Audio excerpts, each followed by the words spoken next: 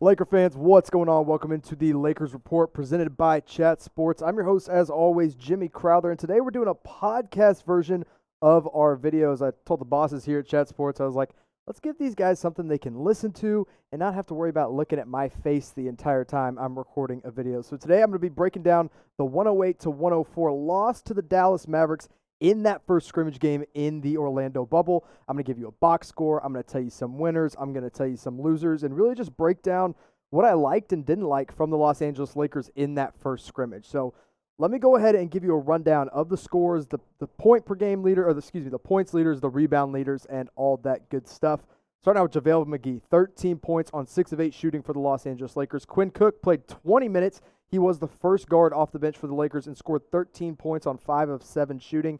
Anthony Davis, we'll talk about him a little bit later in this show as well, scored 12 points in 15 minutes of action, 5 of 7 shooting for him. LeBron, the King, looked ready as ever, scored 12 points on 4 of 6 shooting, also dished out 5 assists and 3 rebounds. Dion Waiters, one of the most impressive Lakers from last night. I'll also get to him a little bit later in today's show. 9 points on 3 of 7 shooting. He also pulled down 3 rebounds, which was pretty good for a guard in Dion Waiters. Dwight Howard played 14 minutes, got 9 points and 7 rebounds. Kyle Kuzma, 22 minutes, one of the Lakers that really played the most as a regular rotation guy, but he only scored 9 points. And you say 9 points, it's not bad. Well, we're going to talk about Kyle Kuzma, so stay tuned for that. Danny Green, 13 minutes, 8 points. J.R. Smith had 6 points. Kostas Antetokounmpo came in, gave you 5 points in 5 minutes. Talen Horton-Tucker, the rookie that I know all the Laker fans were excited to see, looked okay on the defensive end, little rusty on the offensive end, 2 of 6 shooting, scored 4 points. Devontae Cacok, the undersized center, scored 3 points. Jared Dudley, 1 point, and then Kentavious Caldwell-Pope, 17 minutes, but he did not score. There was a little injury scare with Kentavious Caldwell-Pope in the middle of the game. Turns out that was nothing that we needed to worry about, that Laker fans in general needed to worry about, so no worries there. Alex Caruso, Avery Bradley, Markieff Morris, and Rajon Rondo all did not play. In case you missed it, Alex Caruso was a real late scratch to that game. In fact, right when we turned on the game, we started watching the Lakers and the Mavs.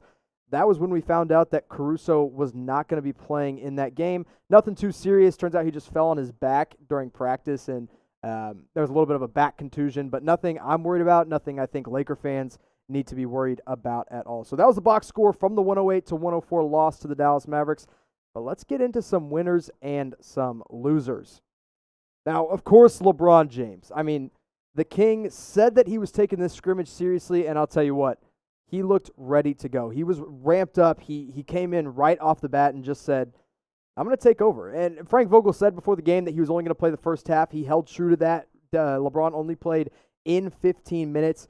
But, I mean, the way that LeBron James just dictates the pace in the open floor is unguardable. And against this Dallas Maverick team, of course, they put Dorian Finney-Smith on him, and he is a very capable defender. But LeBron makes him look like a below-average defender. I mean, LeBron was slithering around the defense. He was playing off the screens well. He was dishing out the ball well. I told you earlier when I was reading off the box score, he had 5 assists, a couple of really nice passes and lobs to the big men down low. I mean, just nothing that I saw from LeBron that was like, man, took a little bit of time off. No, at 35 years old, this dude took quarantine and maxed out his ability to play 110%. I mean, that's what LeBron looked like. He looked like the MVP candidate that he is. So, again, that was 12 points for LeBron, 4 of 6 shooting. He didn't make a 3, but he only shot 1, so I wasn't that worried. He got to the basket real easy, finished, made all of his free throws, which was an encouraging sign, 4-4 from the free throw line. But, man, we just need to appreciate LeBron. This dude is doing spectacular things at 35 years old, but we knew what we were going to get from LeBron. We knew that he was going to come in and be dominant. We knew that he was ready for this scrimmage game. So, not a huge surprise for a winner there in LBJ. But then Anthony Davis, I want to talk about him because, yes, obviously, much like LeBron, you're like, okay, yeah, obviously, Jimmy, he's going to be a winner. But the thing that was the most impressive to me about Anthony Davis was his jump shot. And not so much the three-point jump shot. I mean, he only went 1 of 3 from 3, which is good. I mean, better than his average at 33.3%. I guess not better than his average, but right around his average at 33%. But His mid-range jump shot is what really impressed me. He opened up the game for the Lakers with 2 mid-range jumpers. One was a post-up turnaround, and he made it real easy. Another one was a dribble in and shot it right over the outstretched arms of Dorian Finney-Smith and knocked it down with ease. And the reason, and it's only 2, I get it, only 2 jump shots. Most of his buckets came from around the rim. But if you can get 2 mid-range jumpers from Anthony Davis a game like that, and he's making them consistently, that's really important because on an average basis, AD is shooting 34.8% from the mid-range this year. And that's not great. I mean, that's nothing that you're going to be like scared about. But if he can get that average back up to about 40 to 42% from mid-range, dude, he's unguardable. I mean, 3-point percentage can obviously take a jump, but if he can knock down mid-range jumpers at a consistent basis, and he's already basically unguardable, I mean, let's face it, he's one of the top 5-6 players in the league. But if he can get a consistent mid-range jumper down, it's over for the rest of the league. So I was impressed with his jump shot. So let's talk about one more guy that I was like, okay, this is an encouraging sign for the Lakers. Laker fans should be excited about this.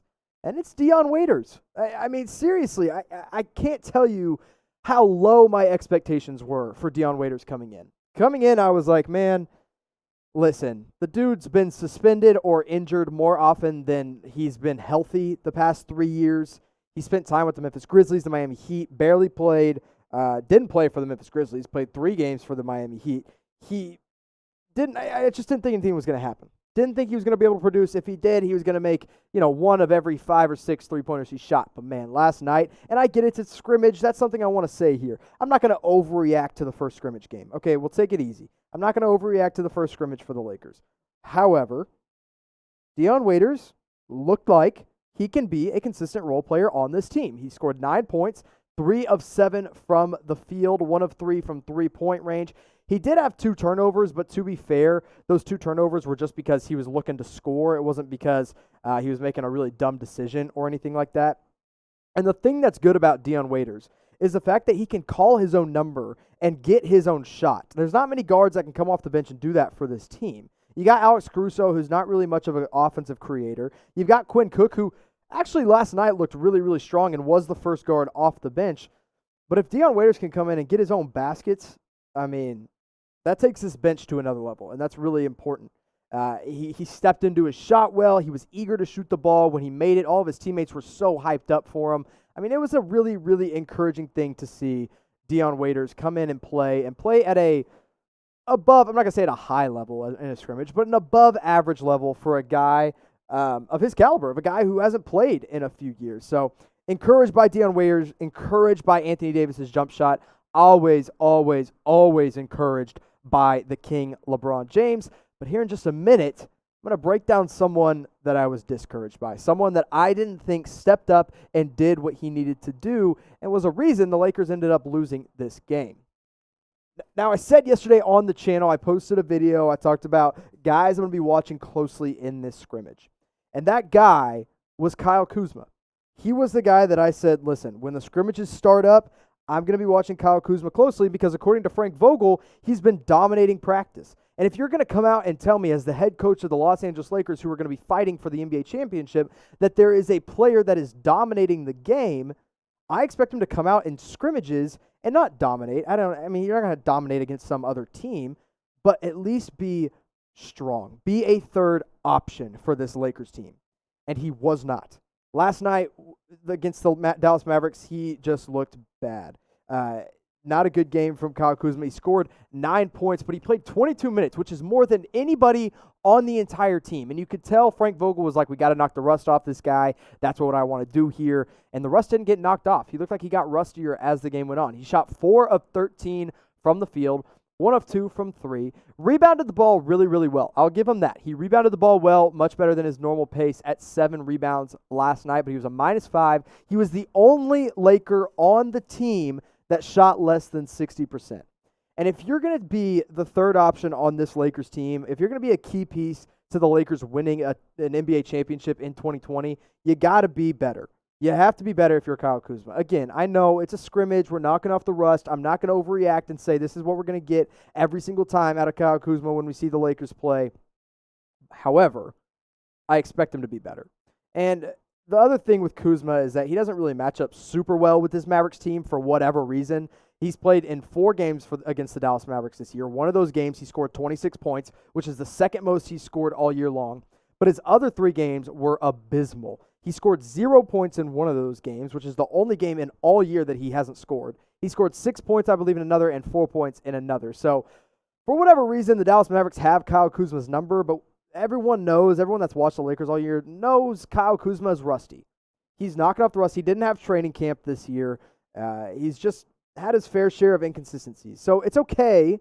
We got 2 more scrimmages for Kuzma to knock off the rust, but it's got to happen sooner rather than later. I don't want him 5 games in still saying, oh, that's okay, he's still rusty. No, at 5 games into the regular seeding games, you're supposed to be ready to go. You were supposed to be completely 100% playoff mode, locked in. So, again, if he's not scoring the basketball, like if he doesn't have the ball in his hands and he's not an offensive threat, to be honest, brutally honest, he's not very useful to this team. Now, he rebounds the ball well, and I guess he can be good off the ball in a way that he draws defenders out or he draws guys away from LeBron James and Anthony Davis. But if he's not scoring, then he's less of a threat, and that means nobody's going to pay attention to him. So Kyle Kuzma's got to be better. Again, first scrimmage, that's okay. As a whole for this Lakers team, really strong game from the starters. Now, another guy that was kind of disappointing, but I didn't have high expectations for either, was J.R. Smith. He kind of clanked some shots off the rim, but he made a really nice play in transition, a little behind-the-back pass, looked flashy, but nobody's expecting J.R. Smith to come in and give you more than 12 minutes, maybe even less than that. There's going to be nights where he doesn't even play for this Lakers team. So a good all-around game for the Lakers. I think it was good to get that rust off. We saw strong minutes from Anthony Davis as he was making his mid-range jump shots. We saw LeBron James step up big. And we saw even Dion Waiters show that he can be a valuable option off the bench. Now, one guy for the Mavericks that kind of stepped up and kind of gave the Lakers hell was Seth Curry. 23 points, 8 of 8 from the field. And I really don't think it was anything the Lakers were doing poorly on defense. It's not like they were leaving him open every single time. He was just making all his shots. 8 of 8, 6 of 6 from 3. If this was a regular season game, I saw the stats. If this were a regular season game, that would have been the first player ever to score at least 23 points and do it without missing a single jump shot or a single field goal. So, yeah, Seth Curry looked great. Boban Marjanovic kind of dominated down low, but also Dwight Howard and JaVale McGee ran all over him. That's the thing about JaVale and Dwight Howard when they go up against these bigger bigs in, let's say a Boban or maybe even a Nikola Jokic, even though Nikola Jokic is getting skinnier now, is that JaVale and Dwight Howard can kind of get behind them on screens, they can catch lobs, and they can defend the rim really, really well. I was encouraged from what I saw from both of the Lakers bigs, but they've become so consistent for this team and really a piece of this championship caliber team that I think a lot of people have overlooked in Dwight Howard and JaVale McGee because they split minutes. But that split minute at the center position is really impressive. And I think they're going to be a strong, important piece. So in the comment section, as you're watching this on YouTube, listening on YouTube, maybe you're on your drive home from work, maybe you're driving into work, if you're working a weird shift, maybe you're sitting down doing some classwork, maybe you're listening as you just enjoy the weekend. In the comment section, I want you to tell me who were you most impressed by in this Lakers scrimmage, who impressed you the most, and who were you least impressed by, who disappointed you